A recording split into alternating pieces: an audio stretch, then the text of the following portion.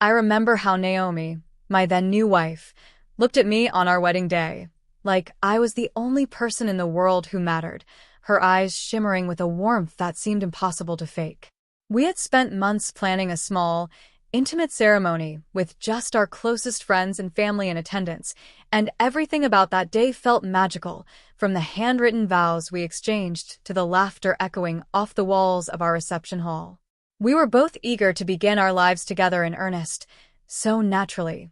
We wasted no time taking off to an eco-friendly resort in the Caribbean for our honeymoon, a place known for crystalline waters, lush greenery, and charming wood cabins that promised both privacy and luxury. For the first few days, everything really did seem perfect. We snorkeled together, discovering bright schools of fish and vibrant coral reefs. We wandered hand in hand through nearby markets, sampling local delicacies. We lounged on the beach at sunset, sipping fresh fruit drinks while exchanging jokes about the goofy dance moves at our wedding reception. Yet, as the trip wore on, I started noticing changes in Naomi's behavior that set my nerves on edge. First, she purchased a second phone shortly after we arrived, claiming it was so she could take more photos and preserve the battery on her main device. Though that explanation seemed plausible enough at the time, I couldn't shake the unsettling feeling that she became a little too protective of that second phone, often turning it off or hiding the screen whenever I got too close. Then came her sudden habit of taking long, solitary walks on the beach late at night. Something she said helped clear her mind of wedding stress and gave her a chance to appreciate the ocean alone.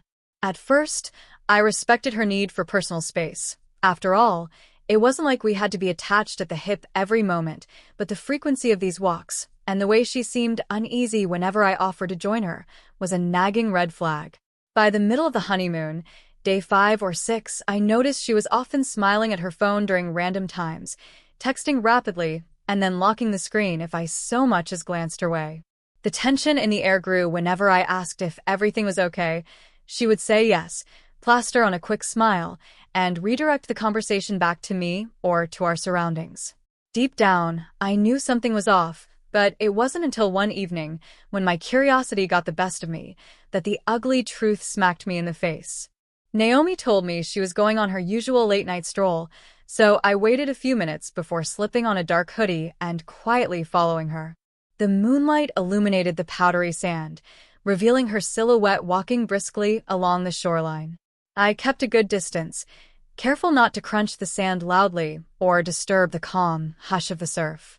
Eventually, she veered off to a more secluded stretch of beach lined with tall palm trees, glancing around as though checking to see if anyone was there.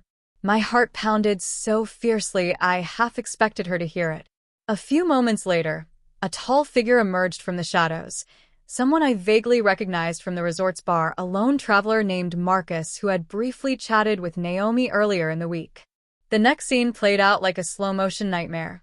They shared a brief, laughter-filled exchange, and then he pulled her close for a kiss. I felt like I was watching someone else's life crumble, not my own. My wife, the person who just days before had tearfully said "I do," was in another man's arms under the very moonlit sky I thought we'd be enjoying together. Every instinct screamed at me to confront them, to storm in and demand an explanation, but I forced myself to walk away. A confrontation in that moment would have given her the chance to spin excuses or minimize her actions, and I wanted something more definitive. Back at our cabin, I lay awake for hours, my mind spiraling through disbelief, anger, and heartbreak, but also forging a plan for how to respond. Over the next few days, I pretended everything was normal while secretly gathering evidence. I used my phone's camera to record short videos of Naomi meeting Marcus in various nooks of the resort. When she claimed she was exploring the local market, I installed a tiny motion-activated camera in our cabin, pointed toward the entrance, hoping to catch them entering together. Sure enough, on day 7, while I told Naomi I was off on a snorkeling trip, I camped out at a friend's nearby bungalow and watched the camera feed as she led Marcus right into the private space that was supposed to be the symbolic heart of our new marriage. Witnessing their laughter, their stolen kisses, and their complete disregard for the vows we had just exchanged was like having a knife slowly twisted in my chest. Even then, I didn't immediately confront her. I needed a setting where she couldn't hide behind closed doors or break down in private. That chance came in the form of the resort's Island Night, a weekly event boasting traditional music, dancing, and often a projector for showing local documentaries or movie nights. It drew nearly every guest, as well as most of the resort staff, making it a perfect stage for what I intended to do. I'd confided in a sympathetic resort employee about my predicament, and he agreed to let me briefly hijack the projector that night under the pretense of sharing a special honeymoon slideshow. When the evening arrived, Naomi and I walked into the main lounge together, me feigning excitement and her wearing the same wary expression she'd had for days, like she knew something wasn't quite right but couldn't pinpoint what. The tiki torches flickered across a diverse crowd of sun-kissed tourists, staff, and a few newly made friends who thought we were the quintessential happy newlyweds. Around halfway through the event, I tapped the microphone and asked if I could show a short video capturing the beauty of our honeymoon. Smiling nervously, Naomi sipped her drink, probably suspecting nothing more than a montage of ocean waves and smiling selfies.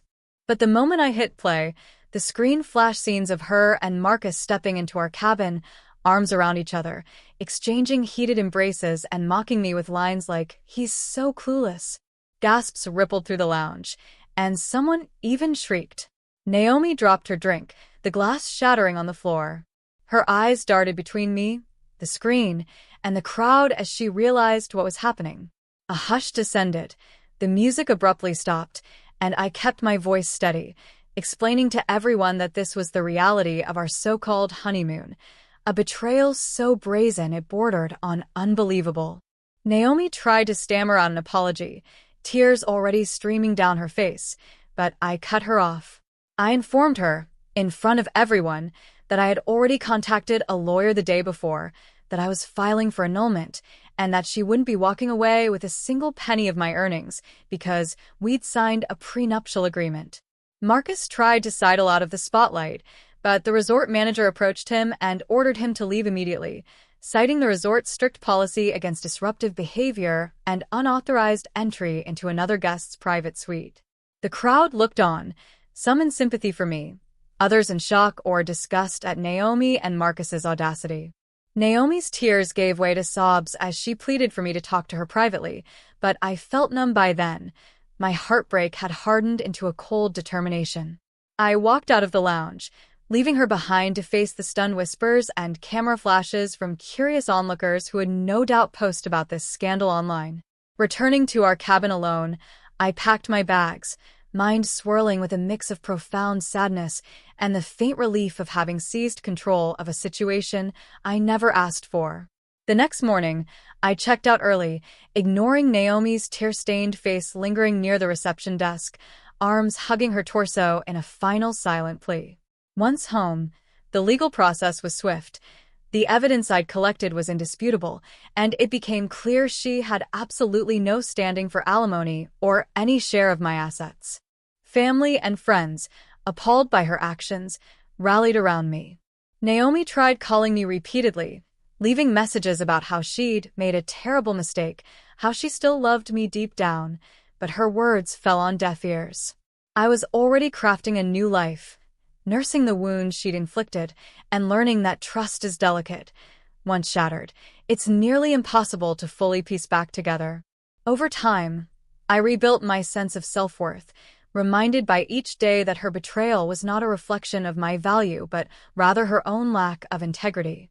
Word got around that Marcus abandoned her soon after they left the island, having no real commitment to her beyond a thrilling affair, leaving Naomi alone to deal with the consequences of a honeymoon gone catastrophically wrong.